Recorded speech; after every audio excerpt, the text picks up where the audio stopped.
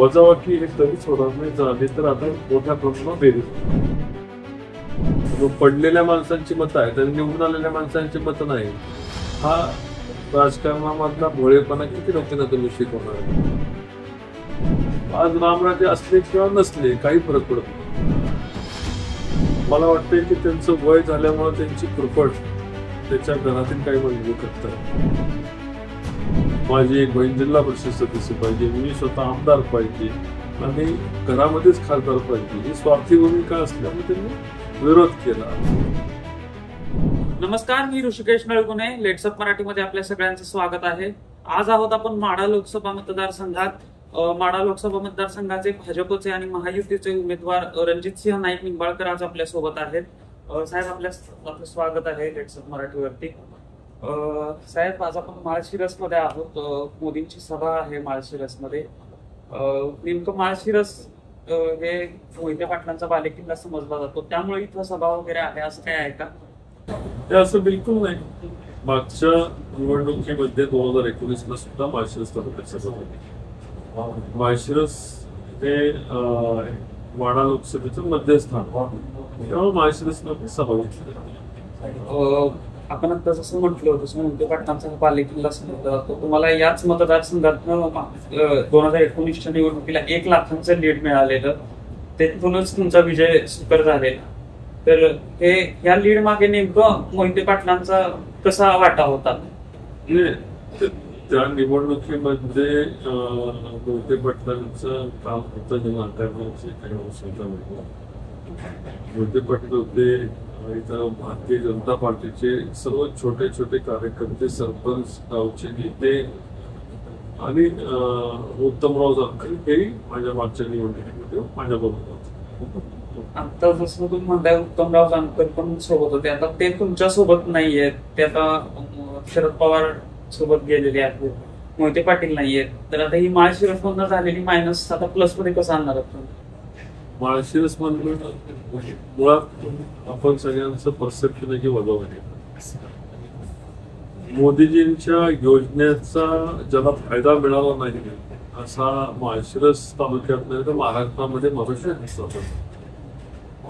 कुठल्याही प्रकारची वजाबाकी तर मुळीच झालेली पाहिजे. उलट ज्यांच्या विरोधामध्ये निवडणूक लढवली ते संजय मामा शिंदे यांनी पाठिंबा दर्शवला. त्या माझ्या विरोधात त्यांना 5 लाखापेक्षाही जास्त मतदान पडलं होतं. साहजिक आहे, ते आमदार आहेत, त्यांची वजाबाकी झाली का फेरी झाली आपण जाणकारात समजू शकतो.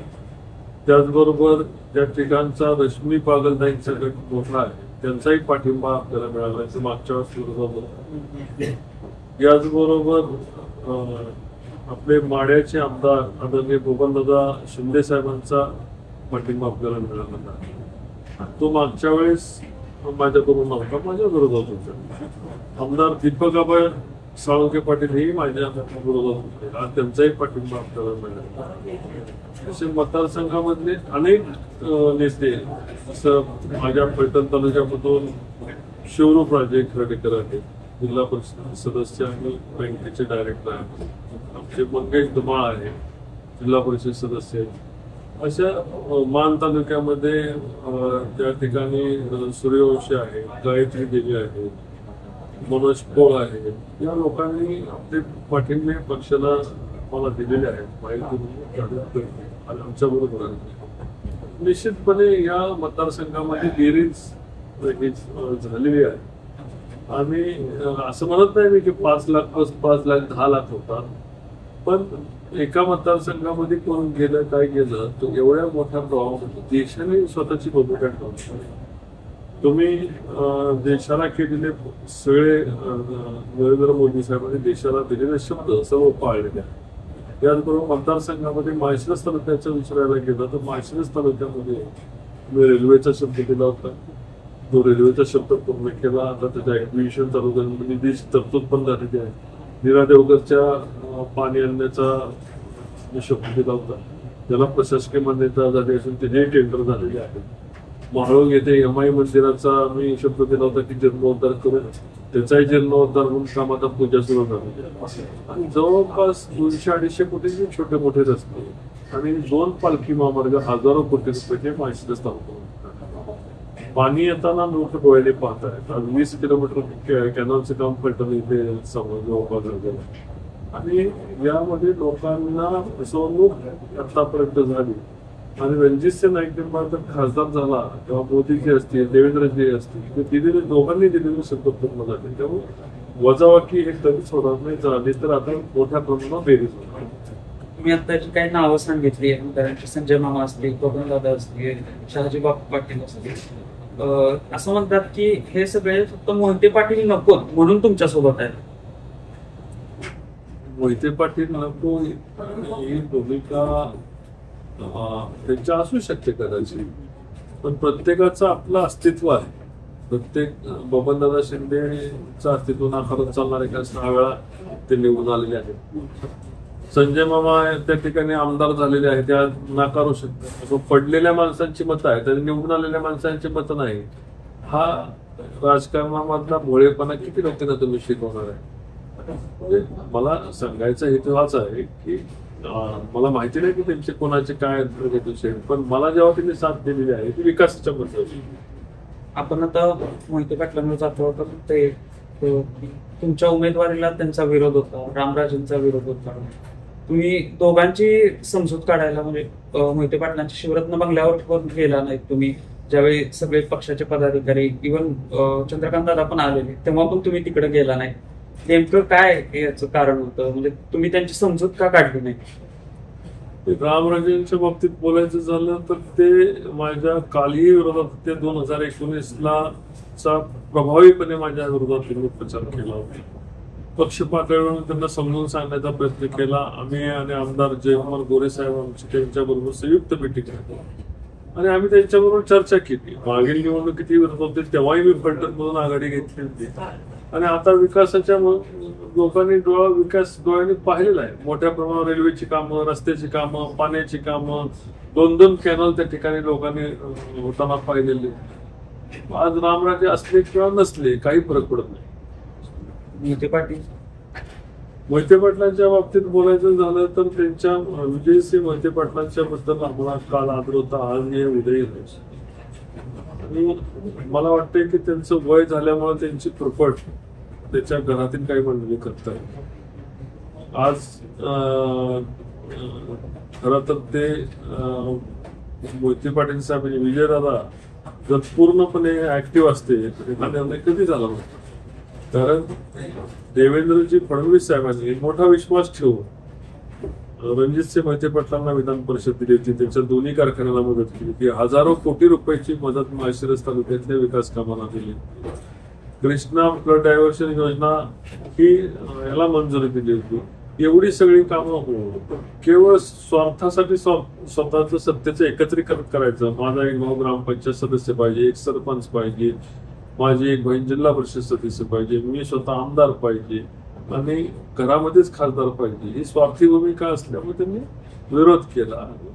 चुकीच्या पद्धतीने पक्षाच्या विरोधात सातत्याने काम करत असल्यामुळे आम्ही गृहीत धरून चाललो की त्यांचा विरोध होणार आहे. त्यामुळे आम्ही त्याची कुठली समजूत काढण्याचा प्रयत्न केला. त्यांची उमेदवारीची अपेक्षा धरली तुमच्या विरोधात? नाही, बिलकुल नाही. मी मोहिते पाटीलच्या पक्षाची उमेदवारी घेऊन उभी आहे. त्यांच्या पक्षाध्यक्षांनाच मी सांगितलं होतं की आपण या निवडणुकीमध्ये माळशिरस तालुक्यामध्ये माढा मतदारसंघामध्ये उमेदवारी घ्या. त्यामुळे मोहिते पाटील असतील किंवा अन्य कोण असतील, निवडणुकीत समोर आल्यानंतर सर्वांच्या बरोबर 2 हात करण्याची तयारी होती. तुम्ही मगापासून पाण्याच्या बऱ्याच योजना सांगितल्या, कृष्णा फ्लड डायव्हर्शन किंवा उपसा सिंचन योजना. तर ही जी तुम्हाला पाणीदार खासदार म्हणून पण ओळखतात या भागात, तर ही जी ओळख आहे ती नेमकी कशी तयार झाली? म्हणजे या 5 वर्षातच मुळात काय की आम्ही असो किंवा आमदार गोरे साहेब असतील, शहाजी बापू पाटील असतील किंवा तत्कालीन तमगाव जानकर होते किंवा प्रशांत परिचारक होते, संजय मामा होते, मी काही मंडळी हे आम्ही या संपूर्ण लोकांच्या मतदारसंघातले प्रश्न सोडवण्याच्या मध्ये पाण्याचे प्रश्न सोडवण्यासाठी एकत्र आलो होतो आणि आपापल्या मतदारसंघामध्ये काय केलं पाहिजे हे सर्व आमदार लोकांच्या पूर्णपणे लक्षात होतं आणि एकत्र येऊन ताकद दाखवायची आणि लोकसभा लढवायची. आणि कुठंतरी ज्या लोकांनी आपली फसवणूक केली आहे, उदाहरणार्थ शरद पवार साहेब या मतदारसंघामधून खासदार झाले, सर्वांना आम्हाला शब्द दिला होता की पाण्याचे प्रश्न सोडवू. माझ्याबरोबर जनतेलाही प्रश्न दिला होता, सर्व आमदार मंडळींना दिला होता. पण निवडून आल्यानंतर त्यांनी त्याची जाणीव ठेवली नाही.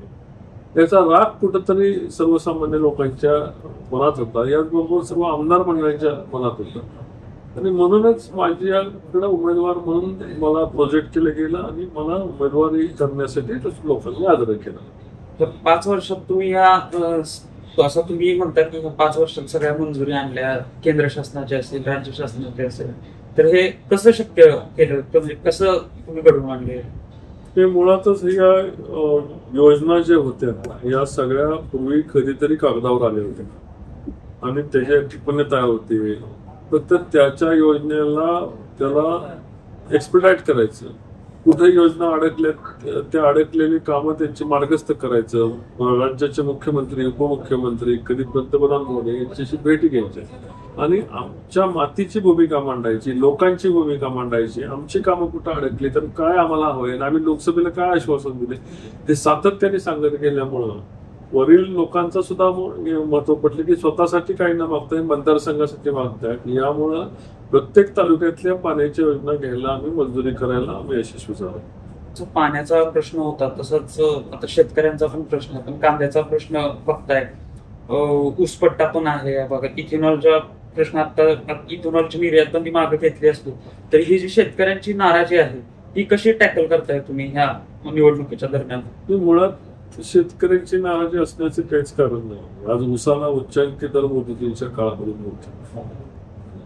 मोठ्या प्रमाणावर फेडरेशनच्या मार्फत धान्य खरेदी केली जाते, कापसाला हमी भाव दिला जातो आणि आज कधी नव्हे तो ऊसाला FRP ऊसाची फिक्स झाली बघ.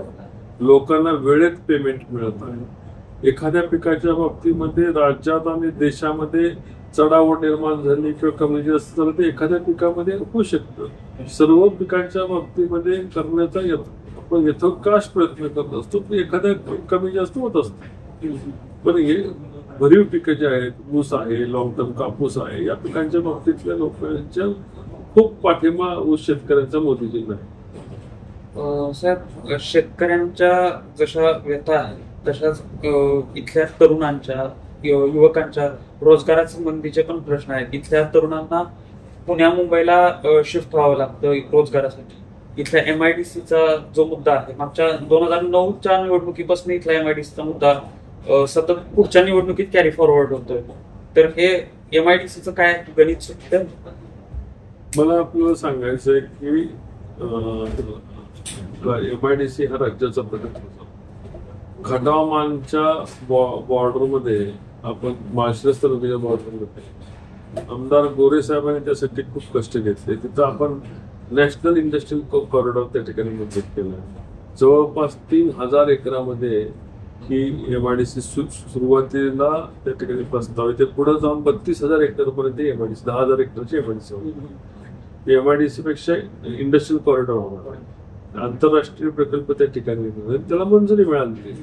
हा सर्वात मोठं यश आहे. आणि फलटण तालुक्यामध्ये नायकोमवाडी म्हणून जागा आहे, त्या ठिकाणी महाराष्ट्र स्टेट इंडस्ट्रियल डेव्हलपमेंट कॉर्पोरेशनची आम्ही MIDC मंजूर केलेली आहे. त्याच्या जागेचं हस्तांतर सुद्धा गेले 3 महिन्यापूर्वी झालेलं आहे. तेव्हा या माढा मतदारसंघामध्ये